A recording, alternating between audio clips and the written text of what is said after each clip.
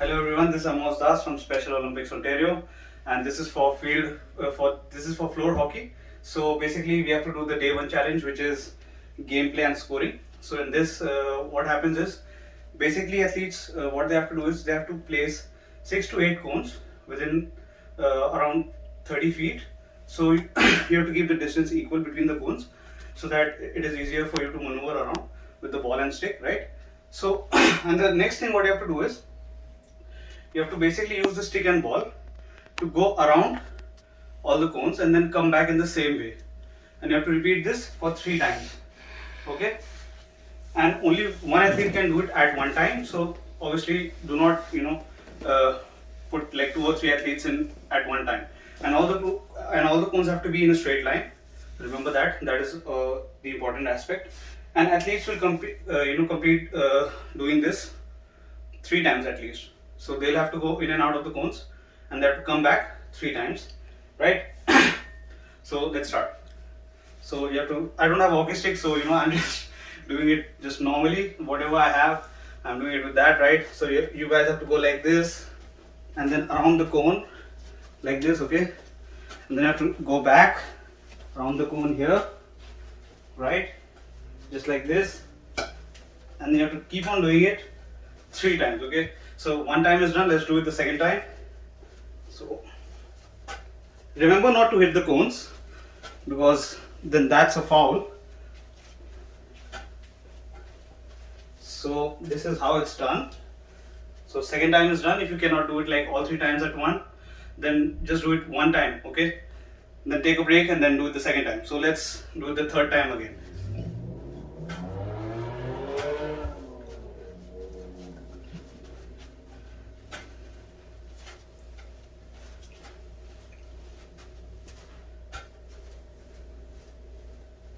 Okay, so 3 times it's done. So what you have to do now, you have to basically see that how you're handling the ball.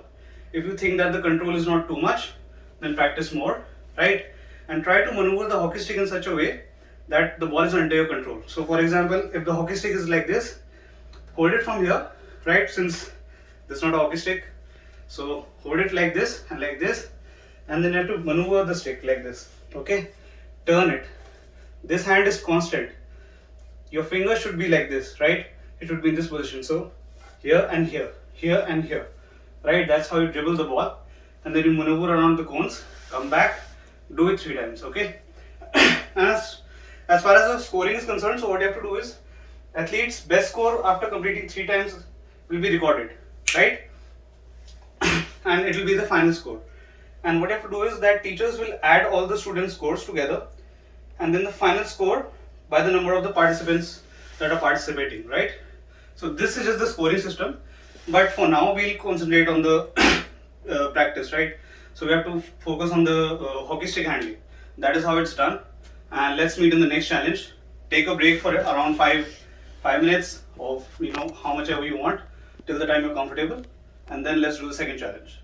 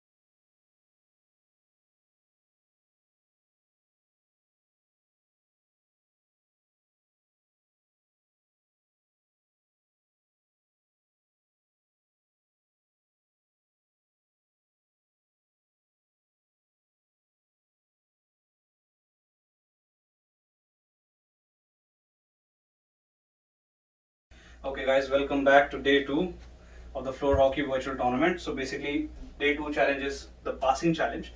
So here what the athletes have to do is they have to line up in one straight line, and between each athlete there has to be 8 to 10 feet gap, right? So that it is easier for them to go around and pass the ball. So the next thing the athletes have to do is that they will begin passing the ball from one end to the other end.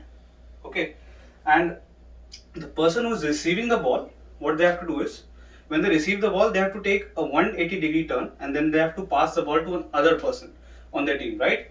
And each successful pass is going to count as 1 point. So remember that whenever you're passing the ball, whoever is receiving the ball on the other end, they have to turn 180-degree and then they have to pass the ball to the other person. Okay, so let's do that. And athletes will continue to receive and spin and then pass the ball for at least 10 minutes, right? So obviously if you're not being able to do it straight for the whole 10 minutes, what you have to do is, take a gap, or you can do it for 2 minutes each, or take a gap for 5 minutes and then, do the other half the other way, right? So it's okay. As long as you are comfortable, don't, get yourself tired on this.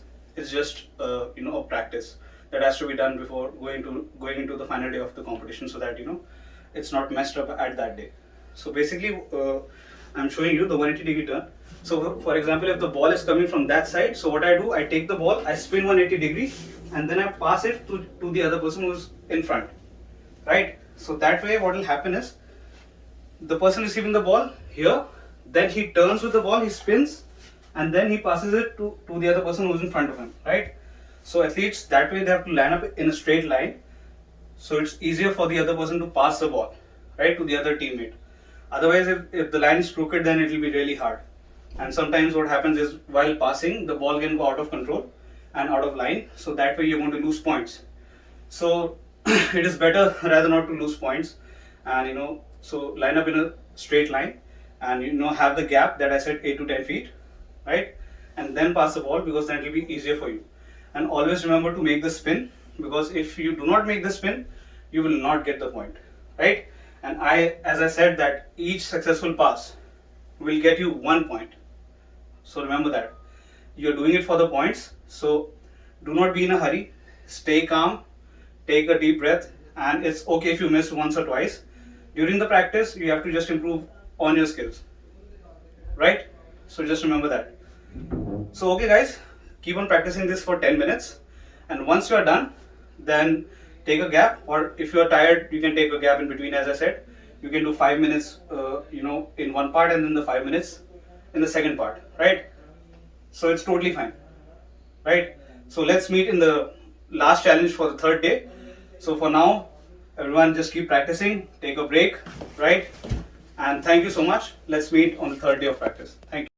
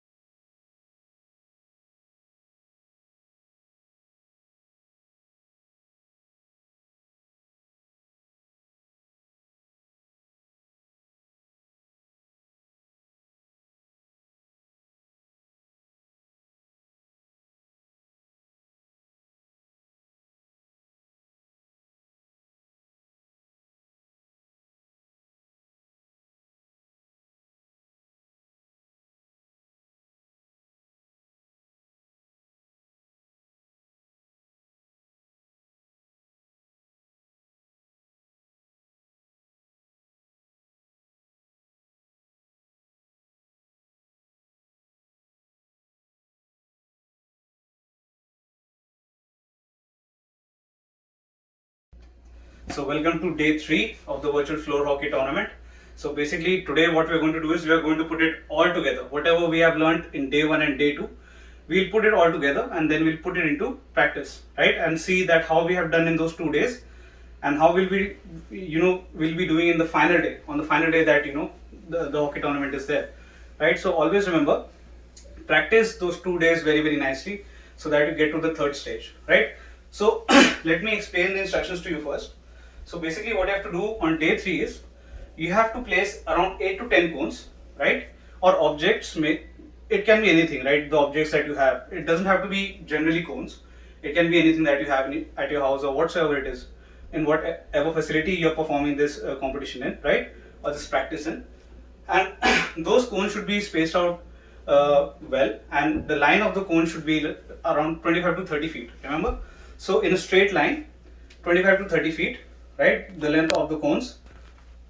The line that you put the cones on should be like 25 to 30 feet, right? And the gap between the cones should be equal, so that it's easier for you to maneuver around with the ball and the stick, right? Okay. So now what you have to do is, after you have placed the cones 25 to 30 feet in a straight line, right? So next thing what you have to do is, basically you have to place 2 cones 5 feet away, 3 feet apart. They will act as a goal post, right? So that is the goal post that you have to score the goal in. And remember that near the goal post there will be a teacher standing, right? So once you complete going in and out of the cones, right, going through the cones, right, dribbling with the ball using the stick, right, so the teacher will be standing there near the goal post. So once you've finished dribbling between the cones, go towards the end of the cone, pass the ball to the teacher. The teacher will then pass the ball back to you, and then you have to shoot within the through the goal post, right, that you have placed 3 feet apart. Okay, 5 feet away, 3 feet apart. So that 3 feet apart goal post will act as the scoring point, right? So once you score the goal into the goal post that is 3 feet apart, you will get 1 point each. And remember that you will get only and only 10 minutes to score as many goals as possible. So remember, just be focused, right, and put all the energy that you have. Don't tire yourself, just be focused, and just keep yourself calm so that you do not don't dribble the ball properly, or you lose the control of the ball. So basically now I'll show you what you have to do, right? So for example, your team has to line up behind you in a straight line, right? So each of them should have a ball and a stick. That is compulsory, obviously, as you guys know. So next thing what you have to do is, like, these are the cones, for example, right? I have placed objects. As I said, it doesn't necessarily, it has to be cones. It doesn't have to be that. So objects are okay. It's no problem. It's no issue. So for example, this is your hockey stick, right? And so what you have to do is, you have to go around the cones. Okay, go around the cones, and once you are done going around the cones, there will be a teacher near the goal post, right? So there will be a goal post which is 3 feet apart. So you have to pass the ball to the teacher. The teacher will be passing the ball back to you. And remember, the teacher will be standing near the goal post. They won't be too close to the goal post, obviously, but they will be standing near the goal post. So once they receive the ball on their end, they will pass it to you again, right? And once you get the ball to you, what you have to do is, you have to focus on the goal post that is 3 feet apart, and you have to remember to shoot it inside, right? Remember, not outside of that, right? And not on the goal post, because it won't count then, right? So you have to shoot it inside, and 3 feet apart. I'm pretty sure you guys are capable of doing that, definitely. And I'm pretty sure that you have done the practice of day 1 and day 2. So I think you guys can do well, and I'm 100% sure that you'll do well. So remember, once you get the ball back from the teacher, just stay calm, do not hurry, right? Take your position, take the ball towards you, use the stick, right? Tap it, and then once you stop the ball, take a position and then shoot it in the goal, right? So once you shoot it towards the goal post and it goes inside, the time it crosses the line, it will be counted as 1 point, right? And as I said, you get 10 minutes to do as many goals as possible, and each goal that you score will be counted as 1 point, right? So remember that. Okay, so very well done, guys, and thank you for participating for all these practices that the Special Olympics Ontario has provided, and I'm pretty sure that you guys will do well, 100%, and best of luck. Practice hard, and I'm pretty sure that you'll perform well on the final day. Thank you so much.